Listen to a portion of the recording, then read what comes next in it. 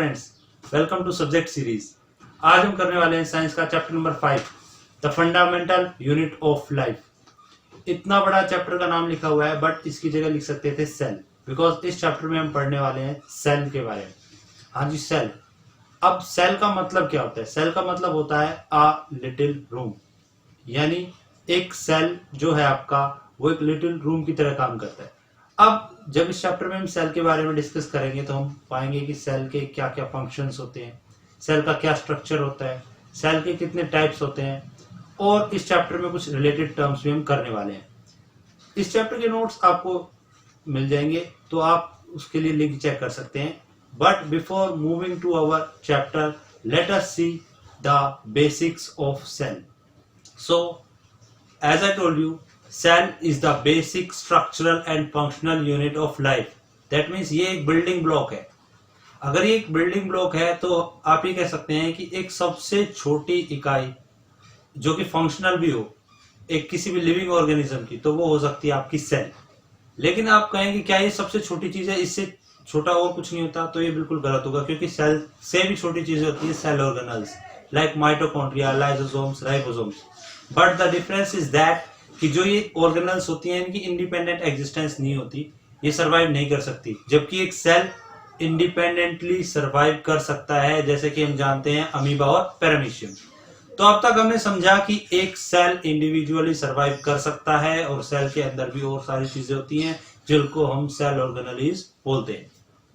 इसके अलावा हम समझते हैं कि जो सेल है उसकी डिस्कवरी किसने की थी। तो ये स्टार्ट हुआ था 1665 के अराउंड, जब एक सिंपल से माइक्रोस्कोप से रॉबर्ट हुक ने एक कॉर्क की थिन स्लाइस को स्टडी किया, तो उसमें उसको कुछ स्ट्रक्चर्स दिखाई दिए।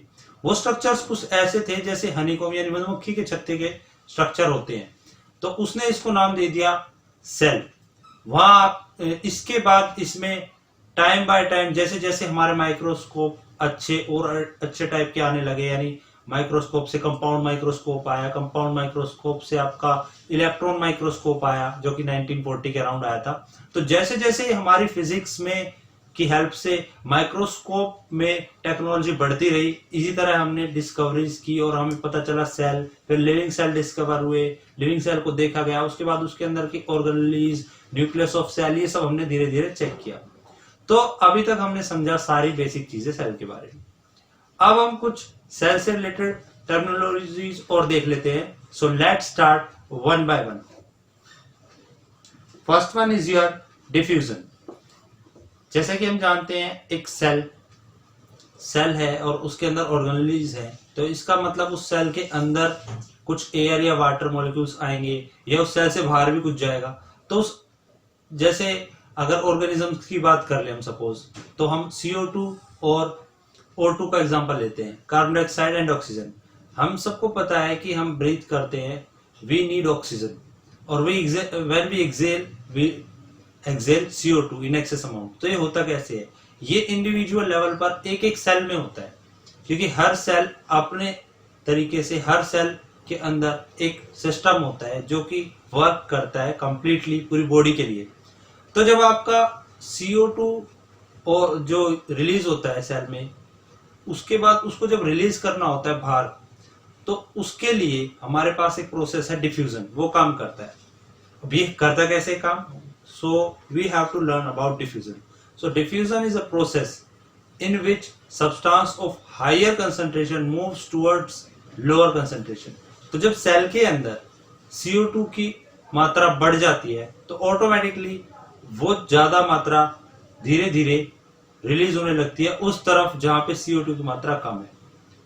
इसी तरह हमारी बॉडी में जब ऑक्सीजन एंटर करती है तो अंदर ऑक्सीजन की मात्रा कम होती है, बाहर लंग्स में ऑक्सीजन की मात्रा ज्यादा होती है, जिससे होता क्या है, धीरे धीरे वो सेल्स में एंटर करना शुरू कर देती है। तो इस तरह से डिफ्यूजन की हेल्प से जो CO2 है और जो O2 है उसका एक्सचेंज हमारे सेल्स में होता है, बिल्कुल आप कह सकते हो सेलुलर लेवल पर। इसके बाद हम बात करते हैं डिफ्यूजन जो होता है आपका, इसी से ही हमारा एक निकलेगा टॉपिक जो है ऑस्मोसिस। मैं आपको बिल्कुल टॉपिक वाइज बता रहा हूं, जिससे क्या होगा, आपको एग्जाम में अगर ये टर्म्स पूछे जाएं तो आप इजीली उनको कोरिलेट कर पाएंगे। So our next topic is osmosis. Osmosis बताने से पहले मैं आपको बताना चाहूंगा कि osmosis is a special example of diffusion, या आप कह सकते हो osmosis is a special type of diffusion by SPM. SPM होता है सेमी परमिएबल मेम्ब्रेन। इसी को अभी समझते हैं। ऑस्मोसिस को हम समझेंगे जब लिक्विड्स में जो काम गैसेस करती है डिफ्यूजन में, वही काम लिक्विड्स करते हैं ऑस्मोसिस में। यानी when water is at higher concentration it tends to move to lower concentration। तो ये होता है ऑस्मोसिस के थ्रू। इसे आप अगर समझे तो ऐसे समझ सकते हैं, कोई ऐसी मेम्ब्रेन है सिंपल सी जिसके थ्रू सिर्फ वाटर निकल सकता है। अगर वाटर के अंदर कुछ डिसॉल्व चीज है तो वो वहीं रुक जाएगी, सिर्फ वाटर ही बाहर निकलेगा। तो ये आपका ऑस्मोसिस का प्रोसेस होता है।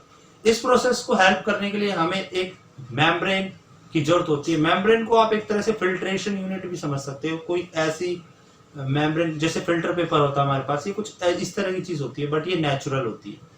ये प्रोटीन्स और लिपिड्स की बनी हो सकती है। तो ये मेम्ब्रेन क्या हेल्प करती है आपको, ये सेमी परमिएबल, जैसे कि आप जानते हैं इसका नाम एसपीएम है। तो ये कुछ मटेरियल्स को जाने देती है, बाकी सब मटेरियल्स को रोकती है। और उसमें जो जिसको ये जाने देती है उसमें जनरली हमारा होता है water. And you better know our body is 70% water. हमारी बॉडी 70% पानी से ही बनी हुई है। तो हमारे जो सेल्स है बॉडी के अंदर, उसके अंदर भी डेफिनेटली इतने अमाउंट में पानी होगा। अब उस पानी को सेल के अंदर जाना और बाहर, ये कौन चेक करता है? ये करता है एसपीएम। तो इस तरह से हमने देखा डिफ्यूजन और ऑस्मोसिस में क्या डिफरेंस है, और डिफ्यूजन और ऑस्मोसिस से क्या हमारी बॉडी के अंदर प्रोसेसेस चलते रहते हैं।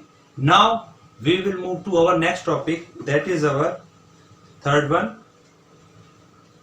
SPM. As I told you, semi-permeable membrane. It helps in the exchange of liquids in and out of the cell. Now moving to our next topic, that is hypertonic solution.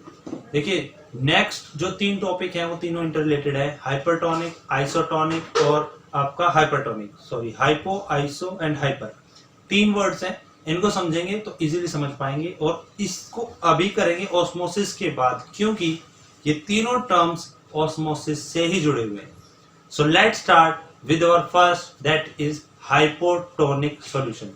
देखिए hypotonic solution वो solution होते हैं जिसके अंदर अगर आप concentration देखें तो वो बहुत ही ज्यादा होती है।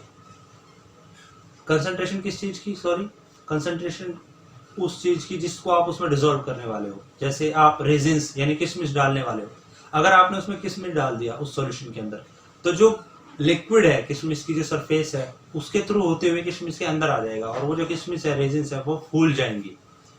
तो यहाँ हमारे समझ में आता है कि hypotonic solutions are those solutions in which the concentration of solution is less than the concentration of the substance like resin।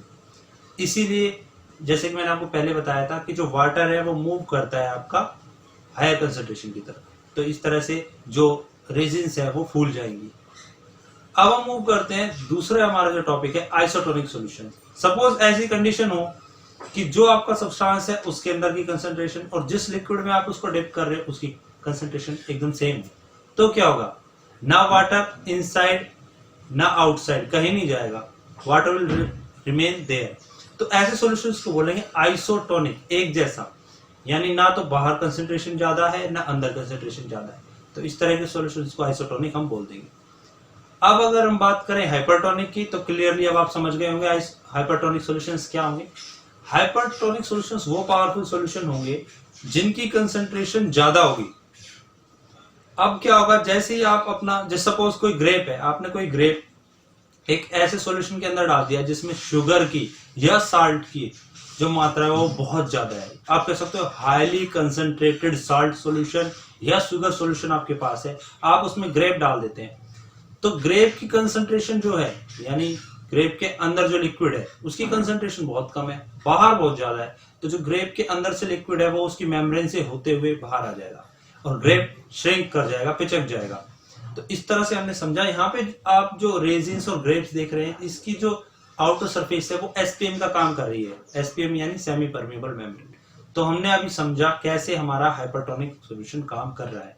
So far we have seen some important terms of this chapter with respect to your examination, that are diffusion, osmosis, SPM, hypotonic, isotonic and hypertonic. तो अब हम देखते हैं next process जो है endocytosis. Endocytosis देखने में थोड़ा अजीब सा वर्ड सुनने में आपको लग रहा होगा, लेकिन एंडोसाइटोसिस जो है ये एक सिंपल सा टर्म्स है जो कि फ्लेक्सिबिलिटी ऑफ सेल मेम्ब्रेन को बताने के साथ साथ ये भी बताता है कि इस प्रोसेस में सेल मेम्ब्रेन एक्ट करती है एज अ वॉल, जिसके थ्रू जो एक्सटर्नल एनवायरनमेंट से कोई भी ऑर्गेनिज्म खाने को खा लेता है। यानी the process by which an organism engulfs the food material from outside through its cell membrane is called endocytosis। तो इस तरह से हमने इसको किया। Now we are moving to the next topic, that is our types of cell। Types of cell आप समझेंगे कि कितनी तरह के स्ट्रक्चर्स हो सकते हैं सेल के। यानी कि आप देखेंगे सिलेंड्रिकल सेल हो सकते हैं, राउंड सेल हो सकते हैं, जैसे कि आप देखते हैं ब्लड सेल है, यह नर्व सेल आपका हो सकता है जो कि थोड़ा ब्रांच्ड भी हो सकता है, फैट सेल हो सकते हैं, ओवा हो सकते हैं, स्पर्म हो सकते हैं, और भी बहुत तरह के सेल्स बॉडी में हो सकते हैं। And when we talk about the longest cell in human body, that is our nerve cell. Now we are moving to the next topic of our chapter, the fundamental unit of life. In this topic we will see the structural components and the basic things of a cell. We will see these things in our next video. Till then, bye.